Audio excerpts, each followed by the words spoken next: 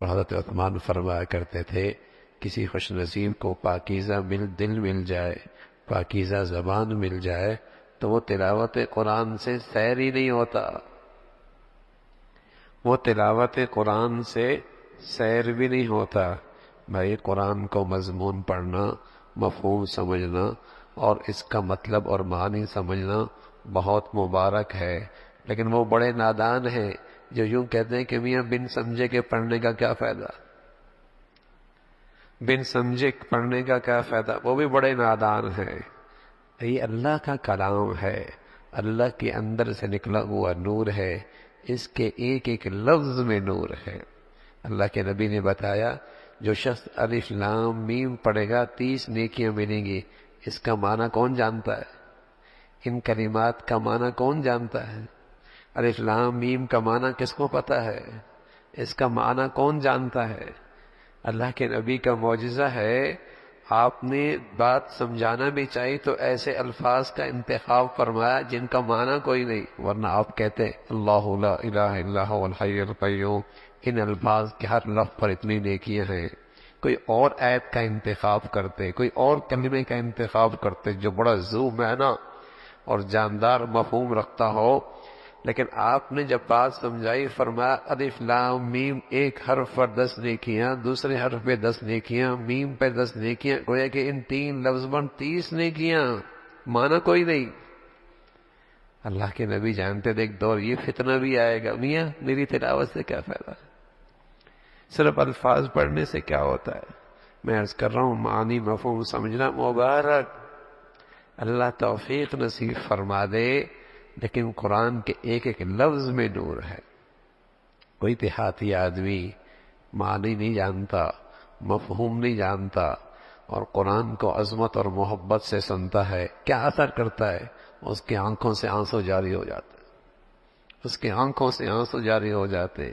معنی نہیں جانتا، مفہوم نہیں جانتا، اس کے الفاظ نے اس کے دل پہ ایسا اثر کیا آنکھوں سے آنسو جاری ہو گئے، رونگٹے کھڑے ہو گئے، رونگٹے کھڑے ہو گئے۔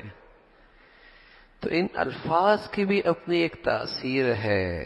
تو تلاوت قرآن یہ دوا بھی ہے، دوا بھی ہے بیمار دلوں کے لیے، یہ غذا بھی ہے صحت مند دلوں کے لیے، دوا بھی ہے بیمار دلوں کے لیے۔ علاج یہی ہے تلاوت کرو، کثرت سے تلاوت کرو، دلوں میں رقت آئے گی، دلوں میں رقت آئے گی، نصائح خیر کی باتیں اچھی باتیں قبول ہونا آسان ہوگی، ورنہ سنا انسنی کر دے گا، سنی انسنی کر دے گا، عبرت کے اتنے نقشے ہیں اثر ہی نہیں دے گا۔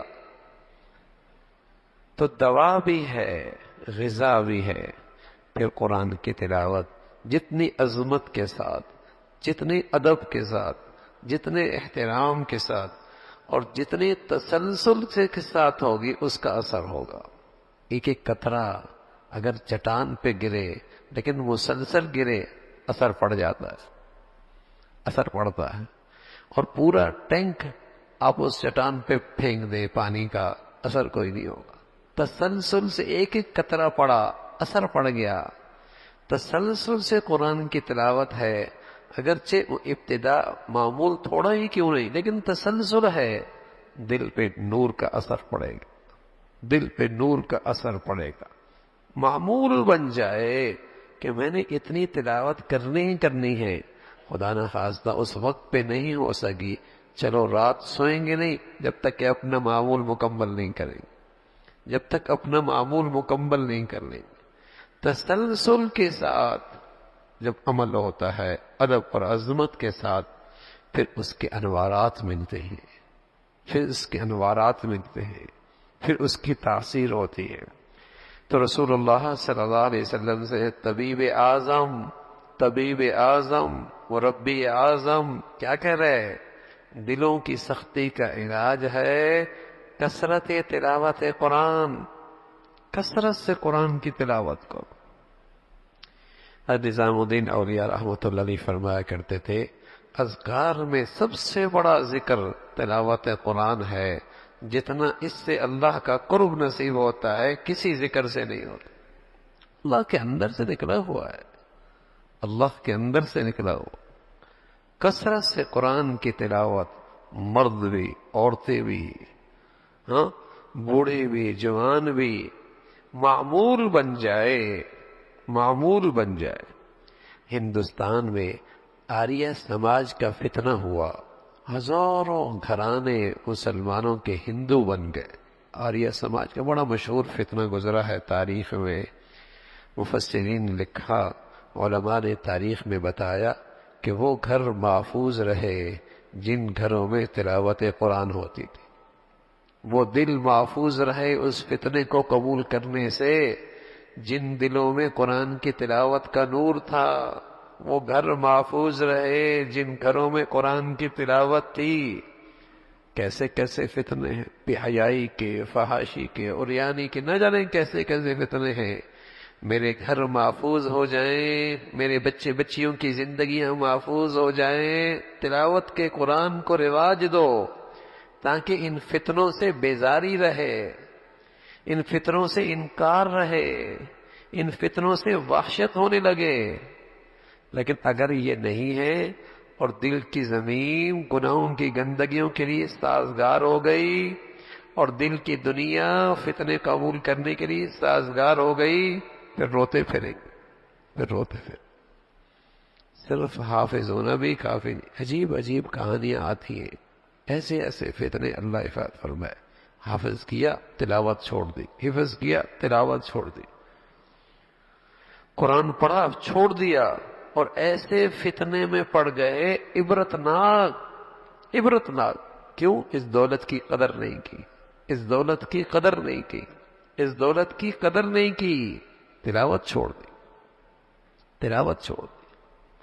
تو تسلسل کے ساتھ تلاوت قرآن میری زندگیوں میں ہو، ہمارے گھروں میں ہو، ہمارے بچوں کی زندگیوں میں ہو، فتنوں سے محفوظ رہے گے۔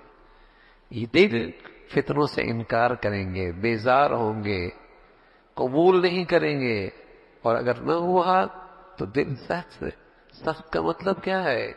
خیر نہیں قبول کرتا، شر قبول کرتا ہے، برائی کی چیزیں، برائی کی باتیں قبول کرتا ہے، خیر کی باتیں، نصیحت کی باتیں، ہدایت کی باتیں قبول نہیں ہوتی۔ رسول اللہ صلی اللہ علیہ وسلم بتا رہے کہ کثرت قرآن کے تلاوت قرآن، اس سے دلوں کا زنگ دور ہوتا ہے۔ اللہ رب العزت ہمیں نصیب فرما دے۔